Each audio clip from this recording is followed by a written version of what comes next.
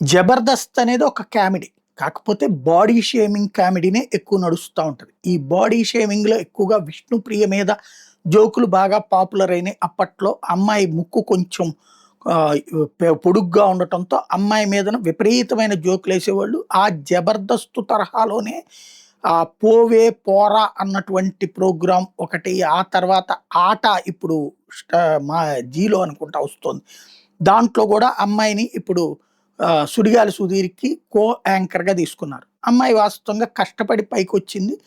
చాలా జాగ్రత్తగా తన పనేదో తను పని చేసుకుంటా ఉంటుంది. కాకపోతే ఇప్పుడు అమ్మాయిని వివాదంలోకి లాగింది AISF all India students federation వామపక్ష విద్యార్థి సంఘం. అమ్మాయి అర్ధనగ్న ఫోటోలని చూపెడతానని వీడియోలు ఇస్తానని చెప్పి ఇన్‌స్టాగ్రామ్‌లో పెయిడ్ సబ్స్క్రిప్షన్ పెట్టింది. అందులో అమ్మాయికి డబ్బులు కట్టినటువంటి వాళ్ళకి ఇట్లాంటివి చేస్తానంటోంది అన్నటువంటిది ఒకటి వాళ్ళు కంప్లెయింట్ పెట్టారు. అయితే పోలీసులు ఆ కేసు రిజిస్టర్ చేయలేదు. న్యాయ నిపుణుల్ని అడిగి చేస్తామంటున్నారు.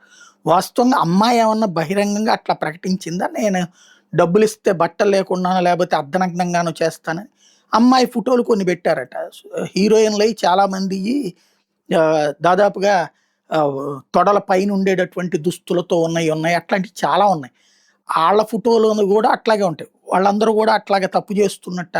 మహిళా స్వేచ్ఛ గురించి మాట్లాడేటటువంటి కమ్యూనిస్టులు, మహిళల వస్త్రధారణ వాళ్ళిష్టం అని చెప్పేటటువంటి కమ్యూనిస్టులు, మహిళలకి హక్కు ఉండాలని చెప్పేటటువంటి కమ్యూనిస్టులు, మహిళా వస్త్రధారణకు సంబంధించి ఒక మహిళకి సంబంధించి అసలు అర్థం పర్థం లేని కంప్లెయింట్. ఎందుకు అకస్మాత్తుగా 'విష్ణుప్రియ' టార్గెట్ అయింది? పెద్దగా అమ్మాయి వెనకాల ఎవరు లేరు కాబట్టి అన్నటువంటి ఉద్దేశమా?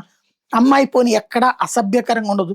తన ప్రోగ్రాముల్లో ఎక్కడ చూసినా సరే హార్ట్‌ఫుల్‌గా మాట్లాడుతుంది. హార్ట్‌ఫుల్‌గా మిగతా వాళ్ళతో ప్రోగ్రాముల్లో స్పందిస్తుంటుంది.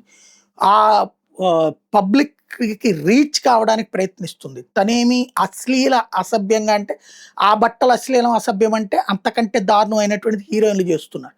మరి ఎందుకు ఈ కంప్లెయింట్ పెట్టారంటే ప్రచారానికా అన్నది ఆలోచించుకోవాల్సింది ఏఐఎస్ఎఫ్.